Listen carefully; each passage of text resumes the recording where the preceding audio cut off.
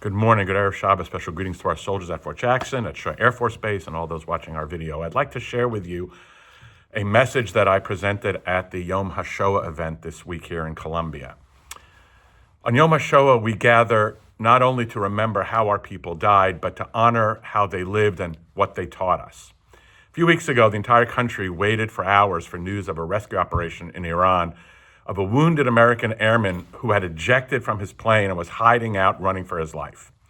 A race began between the U.S. Special Forces and the Iranian Revolutionary Guard, who could reach him first. Miraculously, U.S. forces rescued the pilot and brought him home. Thank God.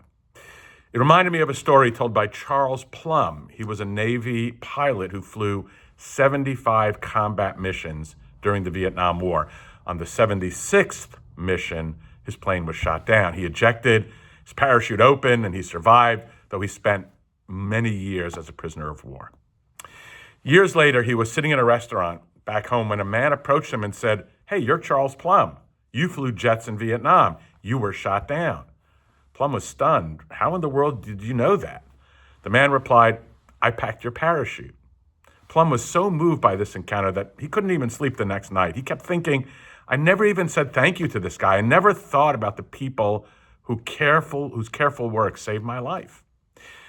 So on Yom HaShoah, we ask that question as a nation, as a people. Who packs our parachutes?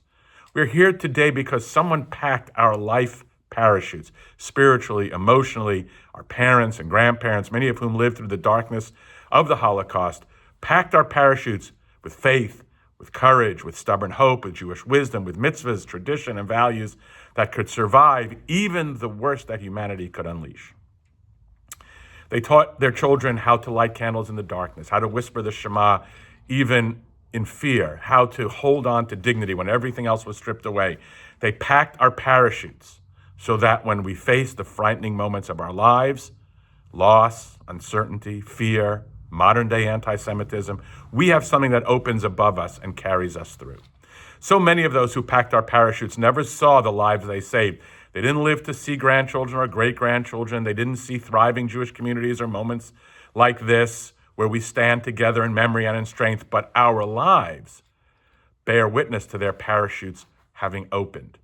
We are their legacy. That brings us really to the second half of the story, because it's not only about asking who packed our parachutes, it's about asking whose parachutes are we packing.